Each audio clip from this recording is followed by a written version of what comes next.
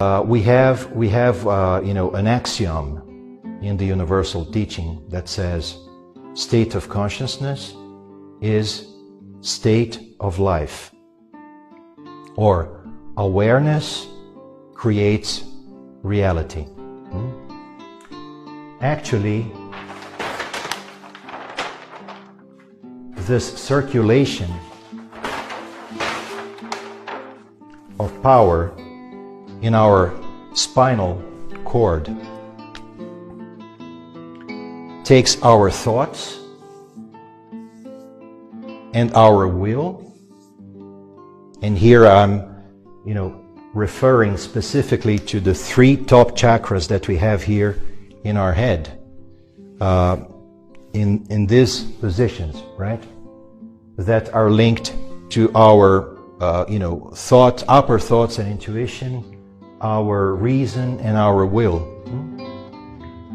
And they transform themselves into our state of being, in our creative interaction with life, and also ties us or connects us with the past and with karma. But, dear friends, if it is true to say that this works in this sense, that our state of consciousness creates our state of being, in our current state of life, we can also say that karma, that all the automatic reactions that we have ingrained in ourselves, and all the biological past also determines our thoughts.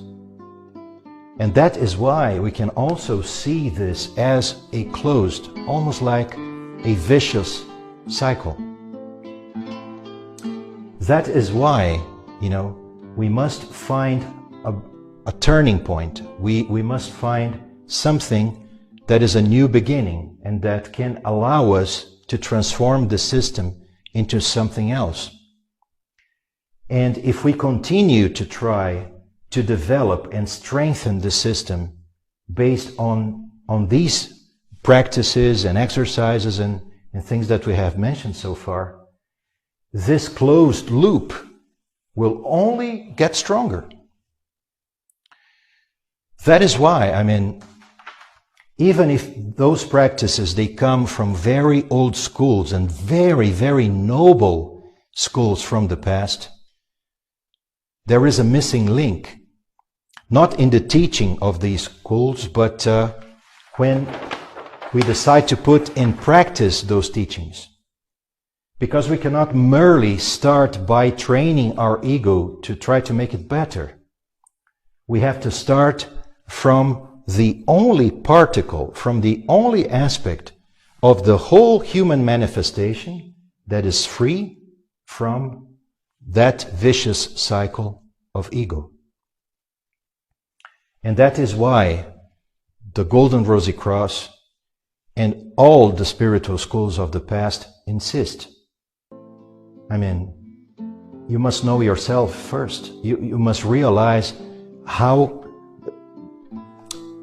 trained and conditioned you are before you start. The Voice of the Silence, that marvelous book, suggests that, we really have to be careful with ourselves before we put our feet on the first step of the ladder, of the spiritual path, the spiritual ladder.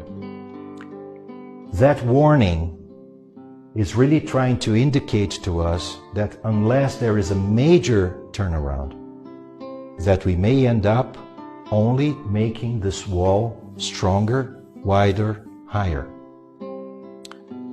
And that is why, chasing a change in our external reality or in our appearance, if I may, if we don't change the innermost of our being through this inner revolution, then it's truly just, a superficial change.